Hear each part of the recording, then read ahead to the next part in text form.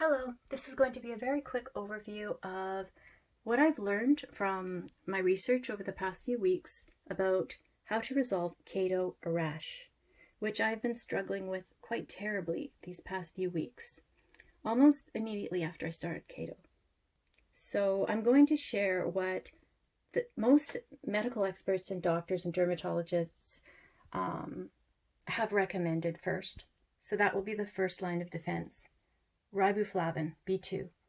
So many dermatologists and doctors say that this is the answer to many skin problems, such as eczema, dermatitis, etc. I really wish I'd known this sooner. And if you have keto rash, they suggest taking a lot of B2, riboflavin. It's a riboflavin deficiency. Next, bile salts. Another big reason why the experts feel like we get keto rash is a bile error or a bile issue, a digestive issue, poor gut health. So, or an inability to really process and metabolize the fat. Your body's in shock. Suddenly it's got a whole new kind of thing to process, and it's not that good at processing. So bile salts, 3 with each meal, I'd say. And vitamin D and A. Second line of defense, this comes from less experts and more citizens who have experimented with various herbs and various remedies and found success with them. This would be black seed oil. There's a video on YouTube by two girls called the Keto Twins. It was really good, and they healed their keto rash with black seed oil and dandelion seed or dandelion root. And other things that people have tried and found success with, folic acid and B2. And I included this. I don't really know how to explain it. It's Renew Life's Candida Cleanse. But the reason why I got it was because the ingredients had so many things that people have scattered across the internet suggested together. And that would all be various different herbs for herbal remedies for detoxification, like burberry and milk thistle and things like that, like about 20 of them all together. So I got that as a way of compiling all that together. But definitely the 3 power players for fixing this rash would be riboflavin, B2, bile salts, vitamin D and A. This one, I was in such a desperate state when I was doing my Amazon research. It was recommended by only one source. And so I got it barely even registering because I was in such a state of distress and panic that it was $77. So I'm very hesitant to recommend it, but I also feel like I should if you have the resources, because it did work pretty effectively and pretty immediately. And then when I looked it up, I realized that it's actually quite a unique kind of superhero healer that's prescribed for some very, very dire and drastic conditions. So it really is kind of like a super tonic kind of thing. So that would be a quick summary of the supplements that I started taking, and slowly but surely my keto rash did go away. It's now like 85% gone. At the beginning it was just terrible. It was just like curled up in bed wearing gloves, trying not to scratch, feeling like I'm in a scene from Train Spotting, feeling so like panicked and just awful. Like the people on YouTube can attest to it. This is keto rash and not just an ordinary allergic rash. There's something very different about it. So the second part of my video will be on adjusting the recipes in all your keto cookbooks to accommodate your keto rash and not cause any kind of inflammation. Why was I not baking? I was ordering buns and scones and breads from the grocery store because I was way too tired. I had keto flu in the very beginning. I thought that I actually had the real flu until I looked it up and I found out it was keto flu, but I was just exhausted. I was even too tired sometimes to press the button on the online grocery ordering But this is very easy to resolve, and I resolved it once I actually did the research with electrolytes and potassium, sodium, and magnesium. So anyone who's done keto, I'm sure you already know this, and you know it well, that if you do keto, you need to take electrolytes and potassium, sodium, and magnesium. And just for myself, probiotics, because again, the skin is related to gut health. Iron, I've always been a bit iron deficient, and I've never really taken the personal responsibility to take that iron like I should be.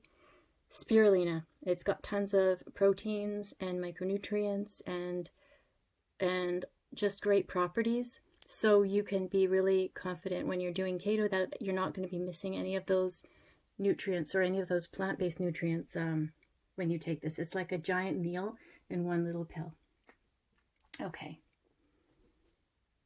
So before I get into how to adjust recipes in your keto cookbooks to alleviate the keto rash, I'm going to address the question which a lot of people struggle with while they're in the worst stages of the keto rash. Why not just eat a loaf of bread and end this?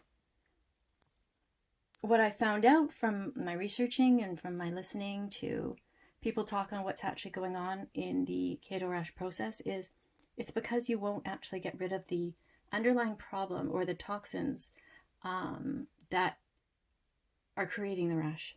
So in a way, it's like taking this giant dust ball and sweeping it under the carpet instead of getting rid of it. It's always going to be there.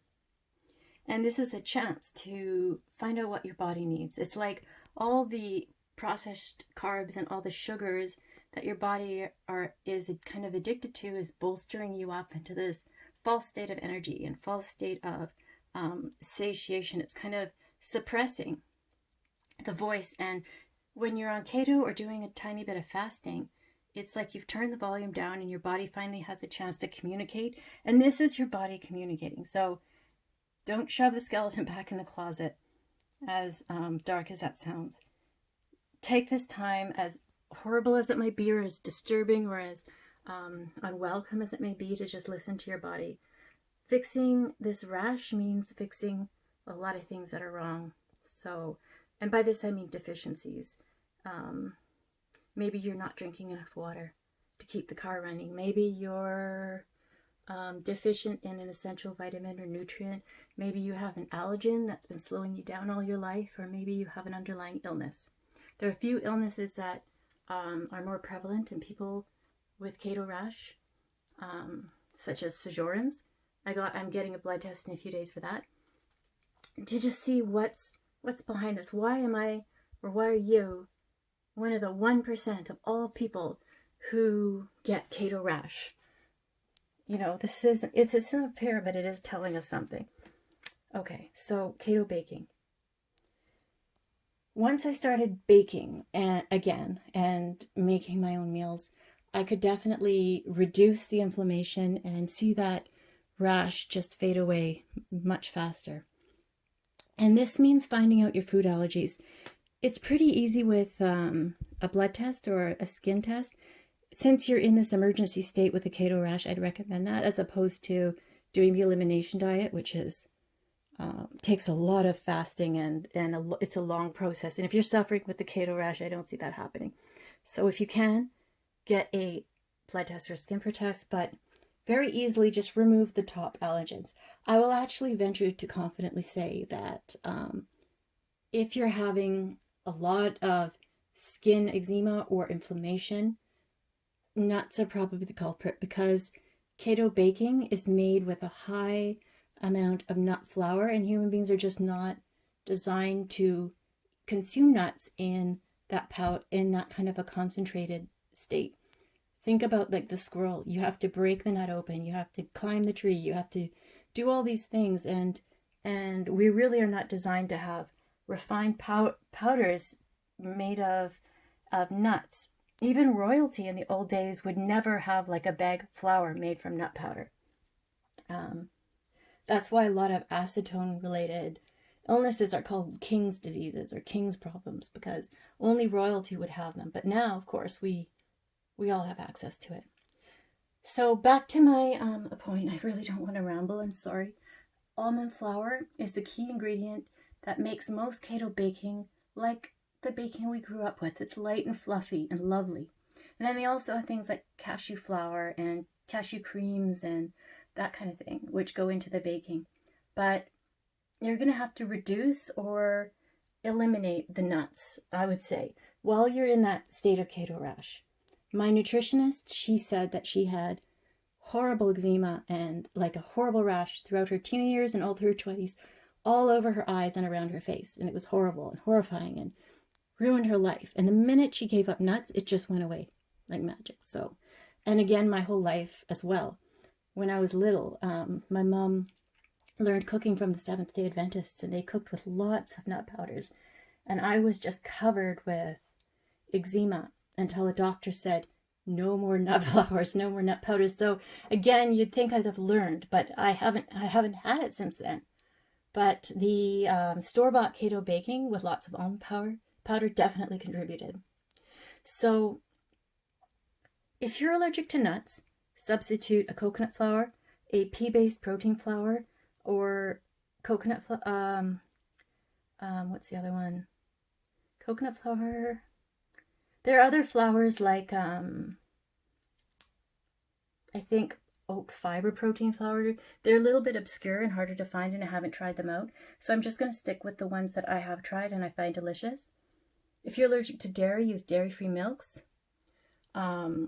Also, goat's milk. I'm actually allergic to dairy. All my blood and my skin tests show that I'm allergic to dairy, but goat's milk and goat's cheeses and that kind of thing never show up as an allergen, and I've always been totally fine with them. So I use goat milk. Be really careful of soy. It's not made that well these days. I've always had really bad effects from it, even though, soy seems very friendly, but it's always had a really bad effect on me, and it's high in estrogen, which a few doctors that I heard talking about this when I was researching it, they linked keto rash to high levels of estrogen. So I would stay away from the soy as well. Okay, so you can find a conversion chart. I'll put one in the slideshow after this brief demonstration. But for me, I just kind of add more liquids and more eggs and more butter until it reaches the consistency that I like a scone to be. But you do have to adjust the quantities. Coconut flour is super heavy, and pea-based energy powder is a little bit more heavy than that light, fluffy almond flour. So you're going to have to add a bit more milk and one more egg. That's what I did, and I added about 4 more tablespoons of butter. The original recipe called for cashew cream, so I added, and this is again for the keto rash, collagen creamer. Collagen, again, super good for the skin and anti-aging, and a prebiotic, because gut health and gut issues are at the heart of the skin problem as well. So some prebiotic powder, some collagen creamer into the goat milk. I froth it, but for this demonstration I'm not going to, because it's time consuming and not many people have that kind of thing lying around. That's basically how I adjusted this recipe, which in the beginning could seem too daunting or like, I can't have it. And I did have it. This is a wonderful book that I got when I started keto, and I was making some of the recipes. It's by, doing this all with my hands, so it's fantastic, and I've really loved it.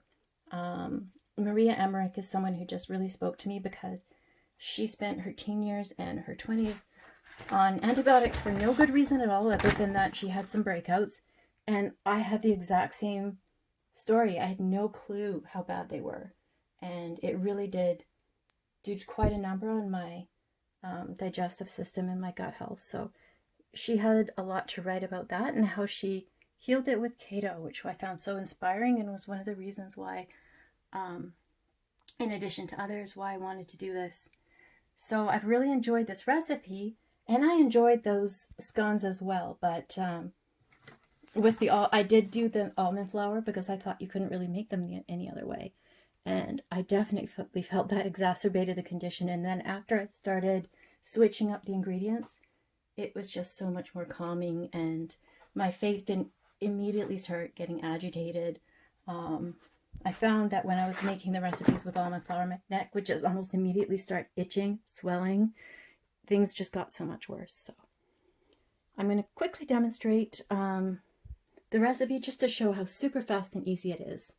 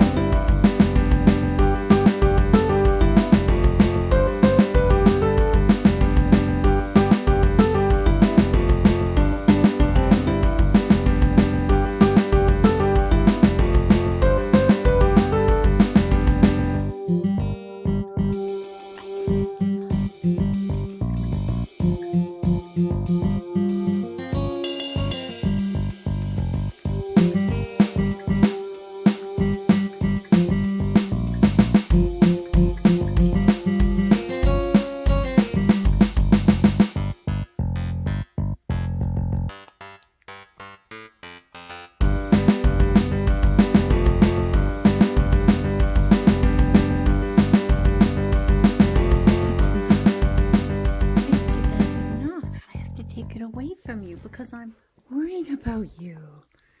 I'm worried about you. That's enough.